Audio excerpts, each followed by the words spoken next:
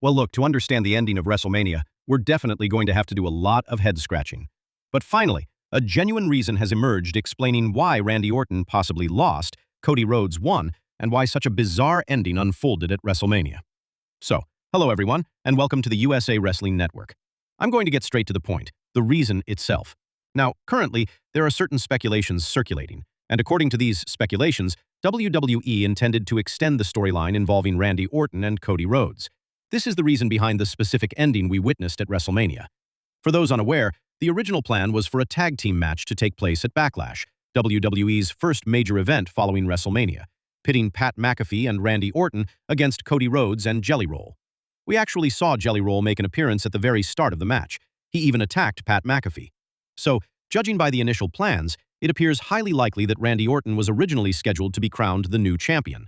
However, those plans were altered at the very last minute, partly due to Pat McAfee's earlier promise that he would never appear in WWE again if Orton were to lose. Consequently, Orton did not defeat Pat McAfee. This makes it abundantly clear that our apex predator, Randy Orton, will now continue to operate strictly as a singles competitor, whether he appears on Monday Night Raw, SmackDown, or wherever else he may show up. Technically, he is a SmackDown star. However, there is another angle to consider here.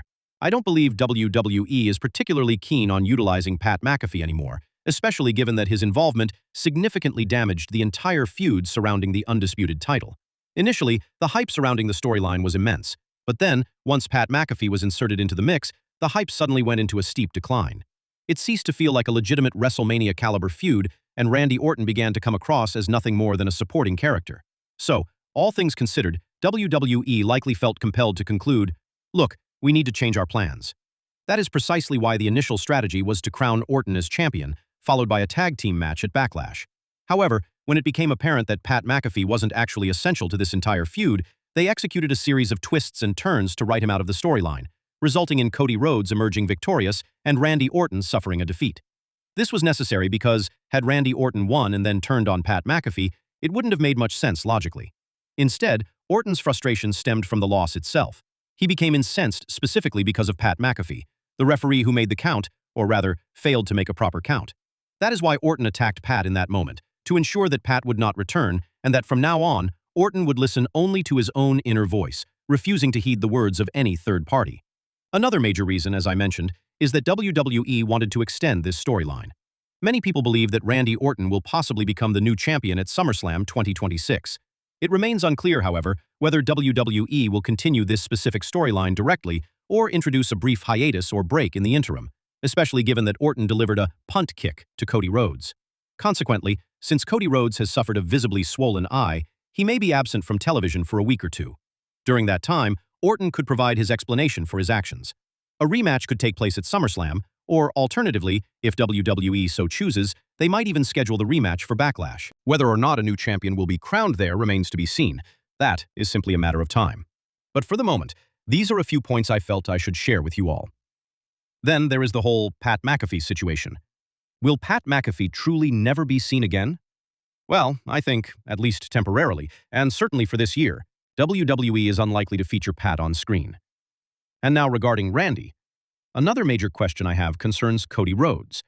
What exactly is the situation with his heel turn? I definitely wish WWE would provide a bit more clarity on this. Is he a heel now, or is he a babyface? However, following that punt kick angle, it seems WWE deliberately crafted the narrative to garner sympathy, portraying Cody as a victim of such a brutal attack.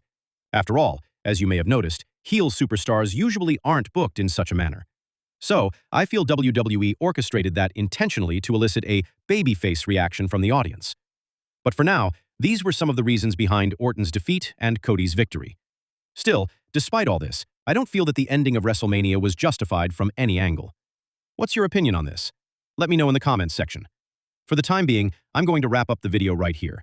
As for the rest of the show, which I discussed in my Tag Team Talkdown segment, I would give WrestleMania Night 1 an overall rating of 5 out of 10. Paige's comeback felt like a great moment to me. Furthermore, iShow Speed also put on a good performance during his segment on the show. Looking at the Bianca Belair and John Cena segment, it felt a bit mixed, though of course, given her pregnancy, congratulations to the EST. Additionally, there was a bit of a disruption during the Liv Morgan segment. Gunther and Seth delivered an absolute banger of a match. The spear that Braun Breaker delivered was superb. It was truly great. However, the downside there was that the outcome felt predictable. It seemed inevitable that Gunther would secure the victory in the match immediately following Braun Breaker's entrance. So, despite that slightly predictable element, Gunther and Seth still delivered a fantastic performance. All in all, WrestleMania felt like a rather mixed bag for me. Now, I don't really have any particularly high expectations for Night 2. However, I might be posting another update on the channel very soon, so do stay tuned for that. But for now, let's wrap up this video. If you enjoyed the video, please give it a thumbs up down below, subscribe to the channel, and make sure to turn on the bell notifications as well. I'll catch you in the next video. Until then, bye-bye, and take care.